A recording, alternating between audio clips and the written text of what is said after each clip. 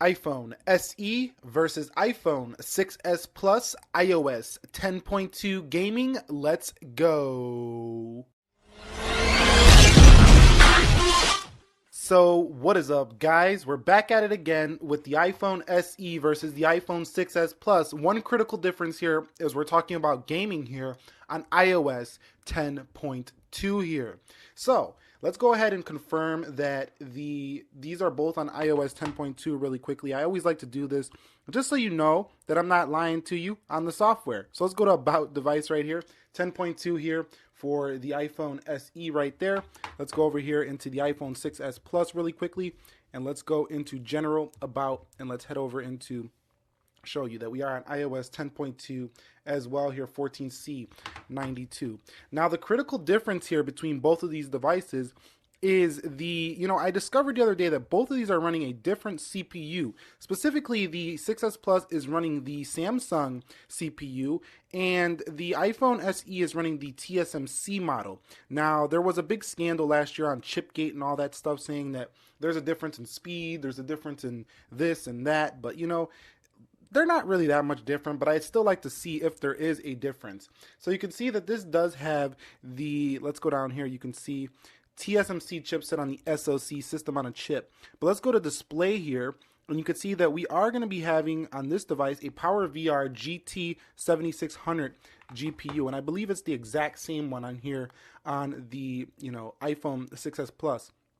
So let's go up here and let's see. So yeah, PowerVR GT7600 GPU. So it's the same GPU, but the CPU is manufactured by a different company right there, Samsung. So for those of you hating on Samsung, you Apple fanboys out there, Samsung does manufacture the chipset in your iPhone. So isn't that a little bit of a coincidence right there? But let's go ahead and close everything out here, and let's go into the games. Let's start with Modern Combat 5 on both devices. And I just want to see which one performs better. Let's go. And you could see, looking about the same so far. I'm not seeing any differences so far on both devices. And wow, this is extremely close. We would have to slow this baby down to even see anything. But let's go ahead and skip through on both devices. And which one's going to get there first? Which one is going to get there first? So that looked dead even to me. Wow, this is incredibly close. I don't see any difference here. Now, that's probably because they have the same, GPU unit here in both devices.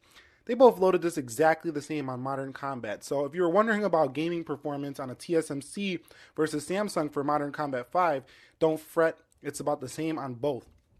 Now, you are going to have a much more immersive experience if you go with a bigger iPhone such as the 6s Plus, the 6 Plus, or a 7 Plus. Now, over here on the SE, it's going to perform just as well as these bigger iPhones, but it's not going to, impress you too much in the immersion of the screen. It's very small, but it's a very good screen. But let's go back home here, and let's see how Mario Run acts up on both of these devices. TSMC, Samsung, let's go. And it looks like, dang, that was about exactly even once again, but the SE seems to be loading that a little bit quicker there. So yeah, the SE is slightly ahead, I would say, on Mario Run. Let's go on a Temple Run on both. Let's see what happens here. So I have to go to the main menu. So I guess that wasn't fair there on that test. Might have to do that one again. Let's come out of Temple Run really quickly here. Let's go back. Let's go back into Temple Run. Let's close out Temple Run on both devices. Let's do that one more time. Let's go. See which one gets there first. Wow, this is incredibly close. I think it's the exact same once again. 6s Plus slightly ahead. And yes, 6s Plus maybe 0.1 milliseconds ahead. Really hard to see, but it looked like it was about 0.1. Traffic Rider, let's go. Let's see what happens here. SK Games. SE took it there, by a landslide. So the SE just took the 6s Plus to school on that one. So nice stuff, SE. I like to see that. Little small boy giving it to the big boy. Over here, let's see Subway Surfers right here. Let's see what happens here on Subway Surfers on both devices. And looks like the SE coming out blazing on this one. Oh yeah, SE took that one, but the 6s Plus caught up. But in terms of the actual gaming performance, we don't need to run through this, guys. We know these devices are buttery smooth in gaming. They both got the same GPU. So once you're actually in the game, exact same performance. But the SE does go home quicker if you're playing games. You want to hop in between games. Let's go to Jetpack Joyride right here. Let's go. And see which one loads this one up first. So is the 6S Plus going to take this one? So the 6S Plus comes back swinging at the SE.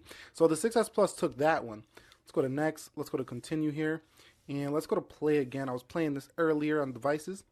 And like I say, if you're looking closely, there is absolutely no difference between the Samsung chipset here and the TSMC with the same GPU. So let's go into stack on both devices here. Let's go into stack. Missed that one there on the 6S Plus. That's not fair. Let's do it again. Stack. And SE. Yes, SE took that one. So SE once again. So I'd say the SE might be a slightly quicker gaming phone than the 6S Plus. Let's go on to Csr. And that might be because of the TSMC, but you know, I think it actually has more to do with the 1080p display on the iPhone 6S Plus. But man, the 6S Plus is a blazer too. They're both extremely fast here. But once, like I said, once you get playing, we don't need to even run through these. They're exactly the same in performance here. They can pretty much handle anything you throw at them. Let's go into Sonic CD here on both. And see what happens here on this one. Let's see which one gets there. Christian Whitehead. Okay, let's come back out. And that looked like the SE once again. So TSMC chipset looking a little bit more efficient there than the Samsung chipset. And I feel like it does play a role. Even there, if you rewind that back and look very closely, I'm not going to do a slow-mo, but slightly faster there on the SE. Just very, very slightly, like a millisecond. It's not going to change your life or anything, but just know that your SE is quicker than this 6S Plus here. Let's go into basketball right here, see what happens here. SE, once again, you could see took the lead once again than the 6S Plus. Only slightly, though. You could see once you start playing, no difference in terms of the playing. I honestly would take the 6S Plus any day for gaming, though, just because it's a much more immersive experience. Who wants to play games on a smaller screen? I mean, I don't. Let's go into Csr Racing here on both. See what happens there on the racing status.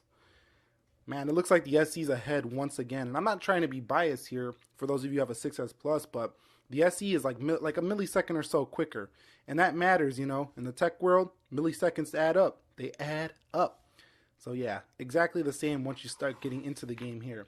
So yeah, let's go ahead and see about the RAM management. I mean, do we really even need to do this? We know it's going to be all just nice and open in the background. So you've seen right there, but let's go to Sonic CD. Exact same RAM management there. Let's go into Csr. Exact same RAM management there. And let's go down into Tempo Run. Let's go right here. Bam.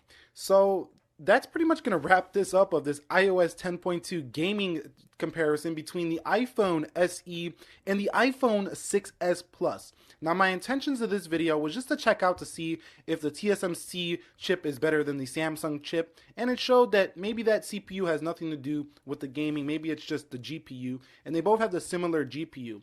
Now, if you're going to pick up one of these devices, just know that you're getting identical performance between both, and I hope this proves this to you once again. So if you were like, I want to get the 6S Plus, but it's a little bit out of my price range, but I can get the SE. The SE is going to give you the exact matched performance of the iPhone 6S Plus, as well as the rear camera. The rear camera on the SE is exactly the same as the iPhone 6S Plus, but where the iPhone 6S Plus is a much better device is when it comes to that front-facing camera. But the iPhone SE is going to give you much better battery life. So you got to choose what you want. Pick, give or take. Both have great features, but you're going to get 3D touch here as well on the iPhone 6S Plus, which is a nice feature, you know, once you get used to it. But once you forget about that it's there, then it doesn't really matter anymore. So that's pretty much going to wrap this video up. If you guys enjoyed it, go ahead and click the like button for me. Go ahead and check out the speed test I did between these guys. I'll leave that down below in the description area of this video. This was Nick here helping you master your technology. Subscribe for more. I will catch you all in the next one. Be sure to be well and peace.